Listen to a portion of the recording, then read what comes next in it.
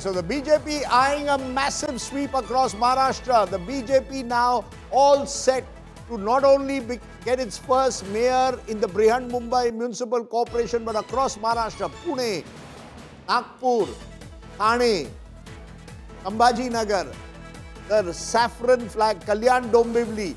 The BJP out of the 29 municipal corporations, along with its allies, is leading in as many as 24 as of now out of the 29. This is a huge day for the Bharatiya Janata Party. Remember, you could argue that the RSS, of course, leadership has always been Maharashtrian dominated. It always, Nagpur has been its citadel, but it never really grew in Maharashtra. Vidarbha was always Congress dominated. Marathwada would see an element of flux. The Congress was the dominant party of Western Maharashtra. Mumbai was Shiv Sena territory. All of that has changed today, Preeti. You've got a new picture of Maharashtra. The mirror crack is now a very stable BJP-led dominance that we are going to see in Maharashtra, I think, over the next foreseeable future. Well, this is a tectonic shift, and it's a tectonic shift, Rajdeep, where politics in Maharashtra are concerned, where political leaders and perception in Maharashtra are concerned. That's a big one. And even where you looked at, and let's from macro go into micro, where Mumbai is concerned.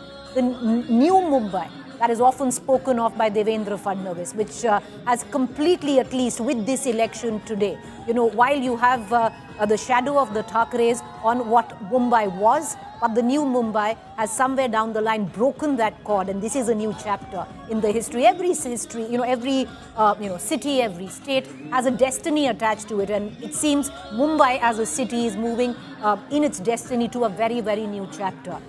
The shadow of the Thackerays, the brand of the Thackerays are not that strong, that potent anymore, and a lot of rethinking where the Thackeray camp is concerned, Rajdeep, today, especially where it comes down to reinvention and coming up with something which is not recycling and regurgitating on old regional tropes, something new.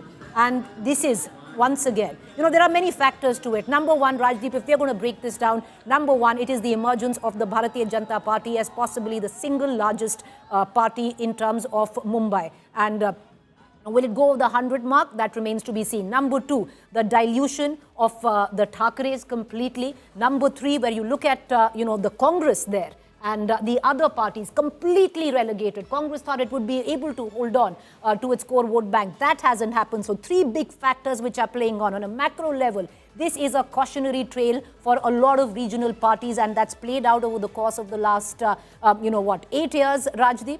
And how the BJP itself, foresight, longevity from 27, stitching this win inch by inch, election by election. And we are standing here today where BJP is the fulcrum of politics in Maharashtra. Absolutely. And remember, the BJP has won and dominated Uttar Pradesh in the last decade. Now, if you win Maharashtra and dominate that, India's two biggest states are with the BJP.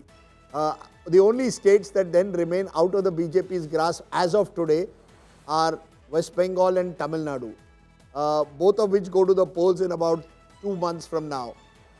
And of course, Kerala, where the BJP is clearly not a major player. But you actually have a situation now where the BJP is inching forward to becoming what the Congress was in its pomp, a hegemonic party almost across this country. And all of this happening within 2 years, less than 2 years of the setback in the Lok Sabha. That, Rajat, is quite incredible. 2 years ago, we were saying, will the Modi regime last? Others were saying, I wasn't. I was very clear, Narendra Modi is going nowhere. But the truth is, you had a hung assembly, a hung parliament. From there, you come in Maharashtra, where you won just 17 Lok Sabha seats. The other side won 31. So even there, in states where you did badly, you're regrouping. So from a national picture, the opposition will feel extremely demoralized today. I mean, I used to say that if you look at the biggest cosmopolitans that India had, Delhi, Calcutta, Mumbai, Hyderabad, Bangalore, Chennai, BJP was not there in any of these city administrations. And but over time, in just 2 years' time, we've seen that all of these big prominent cosmopolitans, of course, leaving Kolkata and Chennai aside, Hyderabad aside, it is still now inching towards trying to dominate these cosmopolitans also, because this is where the hardcore middle class lives. Do you think it's also the long game? Because what Rajdeep also said, with what Pramod Mahajan told him, that we are okay to take lesser seats, you know, to build it brick by brick instead That is true, of, you know. And it comes with a lot of responsibility. Now, if you own Delhi, all the 3 engines in Delhi, then people will question you on pollution. If similarly, if people in Mumbai, if there are issues there and you have triple engine over there, it comes with a lot of responsibility. And this is where the real test of Devendra Fadnavis as a chief minister would, and his ascendancy will also depend on how We've much spoken he's about able Devendra to Fadnavis. genuinely Rajdeep, one go more out and factor deliver. on the big takeaways. Of course, you know, along with the Thackerays, the Pawar brand. The Pawar brand, you know, is a brand which, as one of the guests pointed out, has been on the decline for a while. You know, Sharad Pawar is 85. Yes. His primary hold was in Western Maharashtra. So once the Pawar brand starts declining, even in his original citadel, it was always subject in a way to diminishing returns. Ajit Pawar broke away and damaged that brand further. Now Ajit Pawar himself is being damaged. It just shows that voters are looking at options beyond the traditional family politics. I think Maharashtra's traditional family politics are now facing you know, the politics of these satraps and the politics of families have taken a huge hit today. And that's, I think, one of the big takeaways for me, that not just the Pawars, but you will see the so-called dominant families across districts, the sugar barons and their families used to dominate the districts of Western Maharashtra. But when I look at some of these districts, they're doing badly there as well.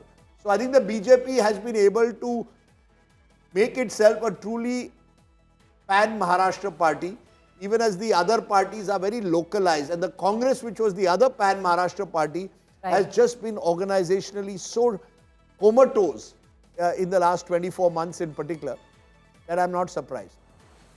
All right, we have Rakesh Shankar Shetty, who's joining us from the Congress there. Rakesh Shankar Shetty, when you're looking at the board now and how numbers are stacking up, and abysmal, no, Rakesh Shankar Shetty, because you had an option that maybe you would have gone, not that it would have helped much now, Rajdeep. The Congress going in with the Shiv Sena, UBT would not have, what would have really achieved? You not might much. have had a tougher fight in A Mumbai. tougher fight, but that's it. Tougher fight in Mumbai, and the Congress says it wants to build itself, but it clearly hasn't been able to do that. But I think it's beyond now just Mumbai.